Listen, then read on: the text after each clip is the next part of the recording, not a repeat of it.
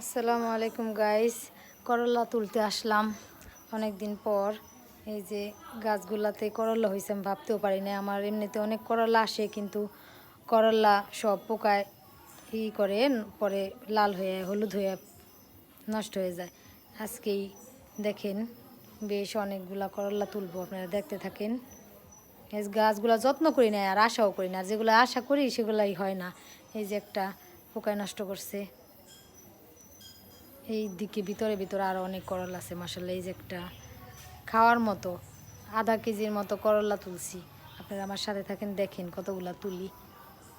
আসলে যেগুলা ভাবি না, যত্ন করি না, ওগুলিই হয় মাশাআল্লাহ। করলা ভয়ে আগেই তুলে ফেললাম, কারণ যদি বড় করতে যায়, আবার বেশি বড় করতে যায় আরও পোকায় শেষ করে, তখন তখন কী হইব।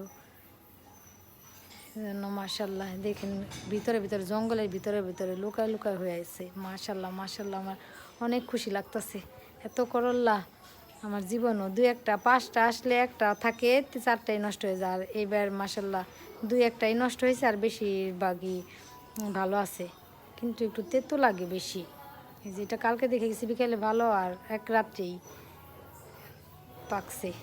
সকালবেলা এসে দেখি সে পাইকে হলুদ হয়ে গেছে। মাশাল্লাহ অনেকগুলা করলা তুলছি।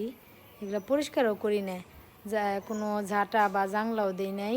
এমনি জালের মধ্যে বেড়া দেওয়ার জন্য যে জাল দিছে, ওই জালের মধ্যেই এই ছড়াই গেছে। এই গাছগুলো আমি লাগাই না, এই গাছগুলো আর জ্বালাই হয়েছিল একা একা, আমি আবার একটু বস্তার মধ্যে দিয়ে দিছি। দেখেন তাই মাশাল্লাহ অনেকগুলো হয়েছে। আপনারা সবাই ভালো থাকেন। আশা করি আমার মতো সবাই যারা ব্লগ বানান তারা সাকসেস হন। তাদের কাছে আমি দোয়া করি আমার সাকসেস হওয়ার জন্য, যাতে আপনারা দোয়া করেন। খোদা হাফেজ।